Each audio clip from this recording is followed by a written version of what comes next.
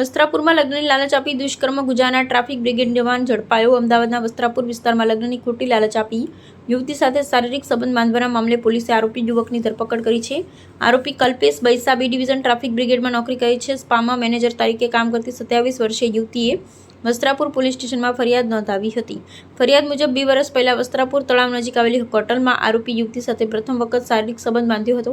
આરોપી લગ્નના વચન આપી છેલ્લા 2 વર્ષ દરમિયાન અનેક વખત શારીરિક સંબંધ બાંધ્યા હોવાનો આક્ષેપ કરવામાં આવ્યો છે। બંને વચ્ચે મૈત્રી કરાર પણ થયો હતો, જેમાં લગ્ન કરવાનો ઉલ્લેખ કરવામાં આવ્યો હતો। વસ્ત્રાપુર પોલીસે આરોપી ટ્રાફિક બ્રિગેડ જવાનની અટકાયત કરી વધુ તપાસ હાથ ધરી છે। અહેવાલ હિતેશ ઠક્કર, અમદાવાદ। આમાં હકીકત એવી છે કે વસ્ત્રાપુર પોલીસ સ્ટેશનની હદમાં થલતેજ વિસ્તારમાં રહેતા એક મહિલાએ ફરિયાદ જાહેર કરેલી હતી અને પોતે એક નવરંગપુરા પોલીસ સ્ટેશન વિસ્તારમાં આવેલ જગ્યાએ સ્પામાં મેનેજર તરીકે એ નોકરી કરતા હોય અને આ કામના આરોપી જે છે કલ્પેશભાઈ સુભાષભાઈ બેસાણે જે બી ડિવિઝન ટ્રાફિકની અંદર ટ્રાફિક બ્રિગેડ તરીકે નોકરી કરતા હોવાની હકીકત જાણવા મળેલી છે અને એમના પોતાના ધંધાના ભાગરૂપે બંને પ્રથમ પરિચય વાસણા પોલીસ સ્ટેશન મુલાકાતમાં 3 વર્ષ પહેલાં થયેલ હતો। ત્યારબાદ બંનેના મોબાઈલની આપલે થઈ અને બંને વાતચીત દરમિયાન બંને વચ્ચે પ્રેમ સંબંધ થતા એમને પ્રથમ 24/2/2024ના રોજ આશરે 2 વર્ષ પહેલાં આ લેકવ્યુ હોટલ જે છે વસ્ત્રાપુર લેક પાસે ત્યાં પ્રથમ શારીરિક સંબંધ બાંધેલાની હકીકત જાહેર કરેલી હતી।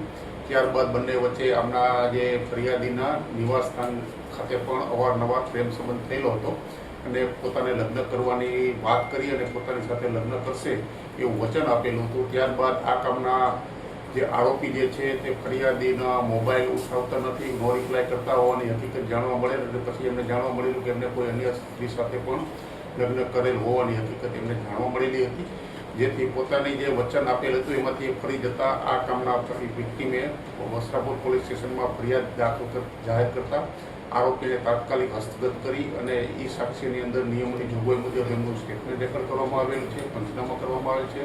એફએસએલની મદદ લઈ મહત્તમ પુરાવા આરોપી વિરુદ્ધ એકઠા કરી અને આ કામના આરોપીને ધોરણસર અટક કરી કાયદેસરની કાર્યવાહી કરવામાં આવેલી છે।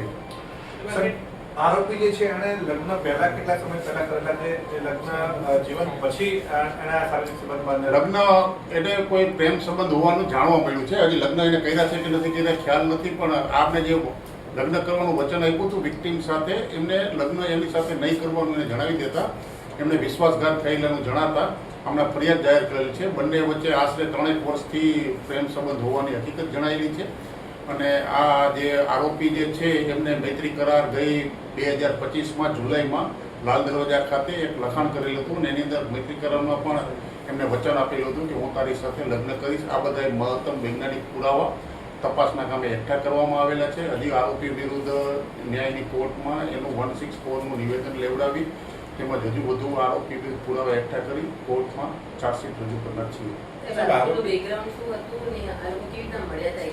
આરોપી ટ્રાફિક બ્રિગેડમાં નોકરી કરે છે બી ડિવિઝનની અંદર એવી હકીકત જાણવા મળેલી છે અને આશરે લગભગ વર્ષ 10-12 વર્ષથી ટ્રાફિક બ્રિગેડમાં નોકરી કરે છે અને આ ગુના કામે એમની ધોરણસર અટક કરી કાર્યવાહી કરેલી છે।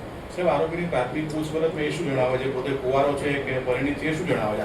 આરોપીની હાલમાં પ્રાથમિક પૂછપરછમાં બંને વચ્ચે પ્રેમ સંબંધ હતો એનો પોતાને જે આ વિક્ટીમ જે છે એમને કોઈ અન્ય બોયઝ સાથે એને બંનેને ફોટા એની પાસે આવેલા હતા અને જે બોયઝ સાથે એને સ્ત્રીને સંબંધ હતો એવી હકીકત જાણવા મળતા બંને વચ્ચે વાતચીત થતા કે હવે હું તારી સાથે નહીં, બંને બ્રેકઅપ થયેલું એવું જણાવેલું।